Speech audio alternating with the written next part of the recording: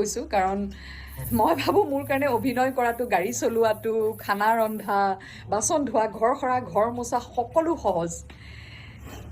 কিন্তু এই বাচ্ছা জন্ম দি ডাঙৰ কৰাৰ যিটো এক যাত্ৰা, সেই যাত্ৰাটো ঠিক জটিল বুলিয়ে নহয়, নতুন বস্তু এটা শিকিছোঁ, নতুন কাম কিছুমান। এতিয়া ধৰক ঠাণ্ডা দিনত ঠাণ্ডা পাইছে নেকি, কিমান কাপোৰ দিম, কিমান কাপোৰ দিলে গৰম পাব, কিমান কাপোৰ কমাই দিম, বা এতিয়া ঠাণ্ডাৰ পৰা গৰম আহিছে, গৰমত ফেনখন কিমানত দিম, গৰম পাইছে নেকি, আকৌ ফেনখন দিলে একতে দিওঁ ঠাণ্ডা পাব নেকি, কম্বলখন দি দিওঁ নেকি, মূৰৰ পিছফালে দেখোন ঘামিছে, তাৰমানে গৰম পাইছে নেকি, উখৰা আহিছে। মই ইমান টেনশ্যন লওঁ চব কথাত। আকৌ কেৱল ময়ে নহয় চাগে, হয়তো প্ৰতিগৰাকী প্ৰথম পিতৃ মাতৃৰ একেই অৱস্থা হয়, কাৰণ এইটো এটা নতুন ছাবজেক্ট, কমপ্লিটলি এটা নতুন ছাবজেক্ট হৈ যায়, যিটো আমি শিকিহে থাকোঁ, পৰ্যায়ক্ৰমে আমি শিকি গৈ থাকোঁ। এতিয়া ধৰক সৰুকৈ গুটি এটা উঠিলে মই ফটো মাৰি পেলাই চিধাই ডক্টৰলৈ পঠিয়াওঁ, হাঁচিয়ালে ডক্টৰলৈ পঠিয়াওঁ, সোধোঁ তাৰমানে ইমানবাৰ হাঁচিয়াইছে কি হ'ব।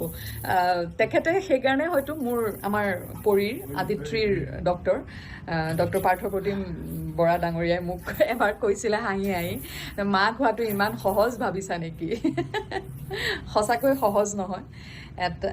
মানুহ ডাঙৰ কৰা, সৰুৰ পৰা ডাঙৰলৈ যথেষ্ট মাক দেউতাকে কষ্ট কৰে। গতিকে এইখিনিতে মই সকলো পিতৃ মাতৃক মই শতকোটি প্ৰণাম জ্ঞাপন কৰিছোঁ।